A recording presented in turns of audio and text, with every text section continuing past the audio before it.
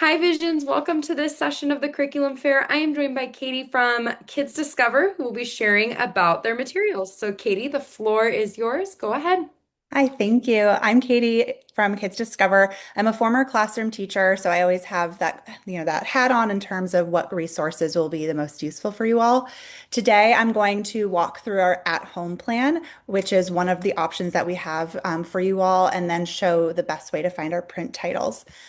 So I'm on online.kidsdiscover.com. We do science and social studies resources for grades K through 8, and that would encompass over 4,000 different titles, different topics, a menu of infographics and videos, and a lot of other great features.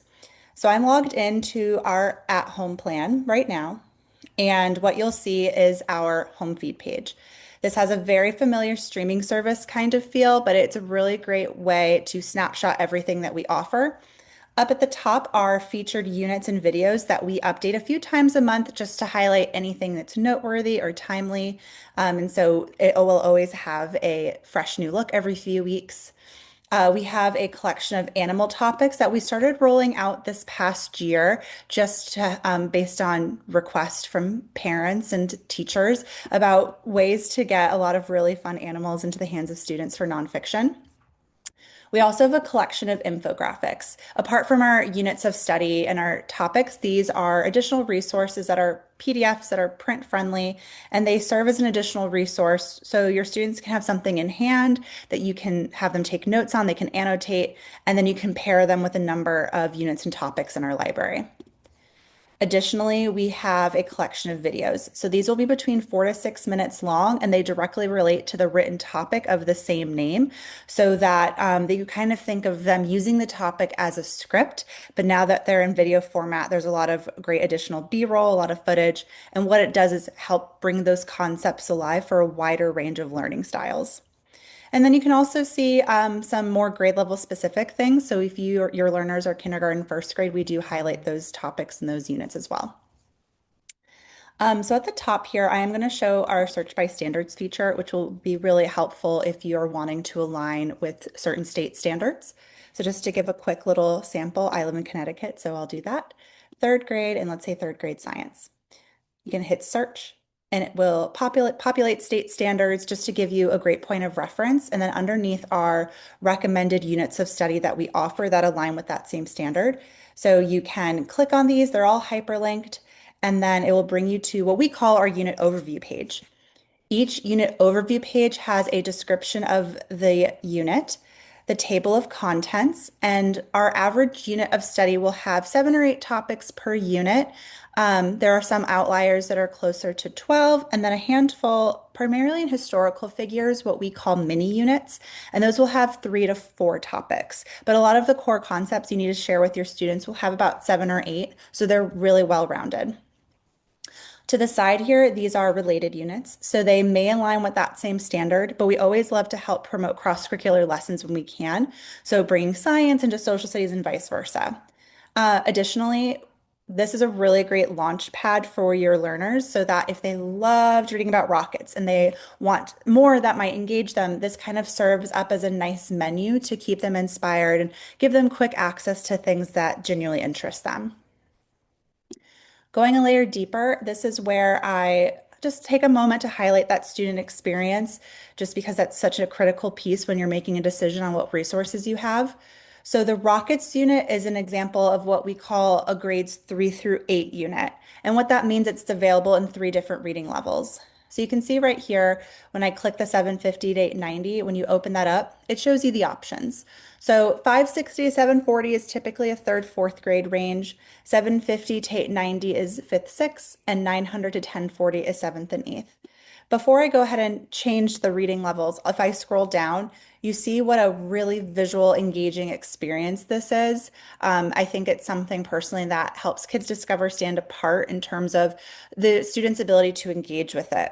There's always going to be a really eye-catching visual, whether it's a photograph, an illustration. We work with the cartoonist very frequently, but then other elements like maps, panoramas, hotspot diagrams that are really manipulative. And what it does is it creates this sense that no two topics are ever going to feel the same, and it pulls your students in and just makes it really eye-popping and engaging. Each of those visuals, whether it's that long list I shared, will always be paired with a captioned paragraph. And so what that does is it allows your students to segment piecemeal what they're reading, kind of take their time, have smaller chunks to digest, but then have that visual back it up. So there's that one-to-one correspondence. If they just read this piece of information, they have a visual to attach to it. So if I go back to the top and change the reading level, the page refreshes, the visuals stay the same. So to the untrained eye, it looks like nothing happened, but there are slight tweaks to the vocabulary, the sentence length and variation that make it a better fit for a wider range of students. Also at the top here is view credits. So if you're working with your students to cite their sources, they can use Kids Discover using MLA and APA citation. So they'll press the copy citation button and then be able to paste into whatever document they're working on for a bibliography. And then down here at the bottom, this is what I call our student toolkit, or you can think of it as our accessibility toolkit. But essentially, it's just a menu of features for students with accessibility and accommodation needs. So the first one is NOAA text. When you click on it, the entire passage will filter out in this dyslexic friendly font filter. It breaks up words by vowel sound and syllable count. So not just for students with dyslexia, but for a wider range. It breaks up words and so allows your students to decode and decipher faster and with more confidence. We're actually one of the launch partners for NOAA Text. And so if you want to learn more about it, this Learn More links to a webinar that our president and CEO, Ted Levine, hosted with the founder of NOAA Text. And you can just hear her story and just the why she started it, but why it just felt like such a great fit for us as a company and organization. Next to that are two read aloud functions. The first one, this pointer icon, when you click on it and it's a little bit darker, students can click on any starting point in the reading and it will read the rest of the passage out loud. The next one, the play icon, this will read aloud only what's highlighted. So I always think the use cases are that reader who might just be unfamiliar with a certain word, want to hear it out loud, or it allows them to segment and have smaller pieces read aloud instead of the whole thing. We do have a translation feature. Kids Discover can be translated in, I think we're at 40 languages now at my last count. This is really great if your students are learning a second language or just are curious to know more. So how this will work is they'll highlight the words or the sentence, the paragraph that they want translated, press the translation, and this pop-up will appear so that they can see the second language right next to English. And of the 40 languages, the majority will also have text-to-speech read aloud so they can hear it in that second language as well. All of the languages live in the settings icon. When you click on that, there's general translations where you can change the voice speed, the highlight color, which is great for visual accommodation, and then going to translations, you can see the full list. Like I said, it's ever growing. But I think my last count right now, we're at 40. Next to that is the dictionary feature. This will work similarly. So that single word, not an idiom or multi-word phrase that your students might not be familiar with. And they don't have to go to secondary resource. They can have kind of that little assist right in the reading. So I'm looking for a good word to look up. Combustion. Press the dictionary and that same sort of pop-up will appear. And there might be several definitions, but what it does is have your students practice using context clues, and each of them can be read aloud individually. And the final piece is our reading ruler. And you can think of this as a virtual bookmark. So if your student really likes and has a lot of, gains a lot from having the in-hand bookmark scroll down as they read something like a book in hand, this is the virtual version of that. So it's going to help them track, help them keep their place as they read, regardless of what device they're on. So like I mentioned earlier, Rockets is an example of a 3 through 8 unit, but we also have K2 units as well. They live on the same space, so there's no Kids Discover Junior or any other site that you have to go to. Those resources, the easiest way to find them apart from our search by standards feature is with our search bar. So you can either type in a keyword or you can just go to the grade level and you can select the levels that you want to look up. And if you want to narrow it down even further, you can add that keyword. And so these would be some examples of K1 unit, or excuse me, K2 units about Earth. Earth's oceans would be probably maybe a second grade unit, but you can see it has that same unit overview page format.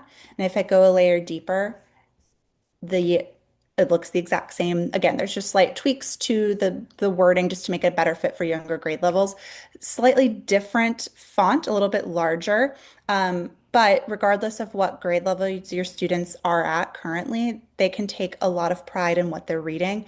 And what you'll find with Kids Discover is we truly believe in speaking up to students so that even if they're in eighth grade reading something, if they're in kindergarten reading something, that there's a lot of love put into each topic, each article, each piece of resource, so that it just feels something that just feels good to read, on top of it being engaging and then being able to learn a lot from it.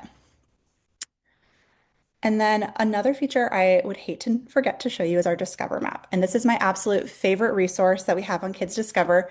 You can see all the subject areas are color coded. And what this is essentially one giant graphic organizer for our entire library. So if I go to life science, for example, these are all of our life science units. So I'll move the atoms around to get a better look.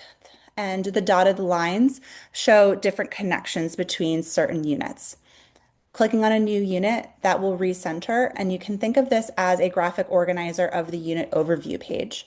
So the topics are these boxes here, and the bubbles are related units. Different colors, again, make it a cross-curricular element, so you can see that earth science relates to geography, physical science, life science, space science, and it just really helps open your students' eyes to how seemingly unrelated things can actually be deeply connected. And then student standpoint, because students just want to get, have some fun, have some control, and be able to pick some reading, that they'll be able to bounce around almost aimlessly, endlessly, and again, keep making those connections. The view will change every single time. Um, and for you, as you're maybe starting a new lesson or starting a new topic with your students, you can have this on, kind of as an icebreaker. So, Lewis and Clark, that's what we're going to start reading about today. What do we know about explorers? Why would that relate to this unit? Why would the Mississippi River relate to Lewis and Clark? And so you can help give a construct for your students to discuss prior knowledge they may have, predictions they might have. And then on the back end, once you finish a unit, you can have this on, up again and have that same conversation. How do Plains Indians relate to Lewis and Clark? Okay, let's find evidence in the reading that supports that. So a lot of great uses outside of it just being fun and dynamic and really engaging to explore. And so that was just a quick look at the at-home plan. Additionally, we have something that we call a homeschool plan. So the differences would be at home is just flat access, one username and password for all of the children, and it just gets access to the reading. And at a homeschool plan would be a specific username and password for each reader, each student, and that would allow you to assign resources for them. So if I go to Katie's classroom, for example, you can see, oops, I need to upgrade. But what it does is you can have your students on a roster. You can specifically assign grade levels or reading levels for them. And then they can also take quick quizzes and assessments. So it really makes it more encompassing of a portfolio, not just to have reading, but to have assessments and assignments that go with it. The final thing to show off is our scavenger hunt. So this is a newer feature that I think we began rolling out last year. Let's see if my internet catches up with me. But this is a really quick, engaging element that you can add to your lesson planning or the activities that you do with your students. My internet might have different plans, but I'll talk through it and maybe it'll catch up to me. So we have a menu at probably about 20 scavenger hunts right now, each revolving around a central theme. And when you start or activate a scavenger hunt, it opens up 5 clues for you to find. And then based on those clues, you and your students, either independently or together or collaboratively, can use keyword searches in the search bar to explore our website and find that clue. I apologize for it not loading, but I can pass along extra resources. It's a really fun element, almost in a way to gamify Kids Discover while still being academic and even rigorous for it. I have no idea why it's not loading. Technology, it's good and bad. And the final thing to show is on top of Kids Discover Online, we also have Kids Discover print titles. Those will be found on kidsdiscover.com, so 2 different websites. Kidsdiscover.com is more of our business commerce space, but it is where you can find our entire library of print titles. And so you can buy titles by individual titles, packs of 10, and themed sets, which is where I'll go to. And these theme sets are really handy because then you can just add for your grade level or for a certain theme into a cart with one swoop. Each themed set will probably have between 9 to 20 titles, depending on the grade level.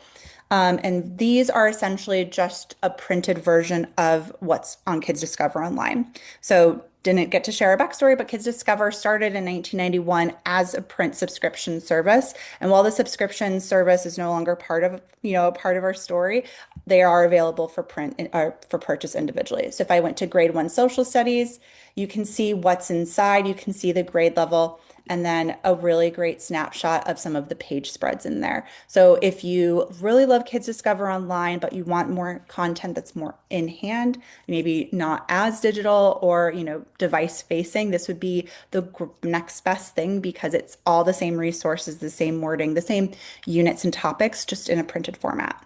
One digital unit is the same as one print title, and a page spread in that is the same as one online article. So a lot of great resources. And I know that we're starting to come to a close. I'm not sure if there's any questions, but I can take a moment and go over anything else that you might have questions on. Yeah, that was wonderful. I'll go ahead and close out the recording and then we can move to Q&A. Okay.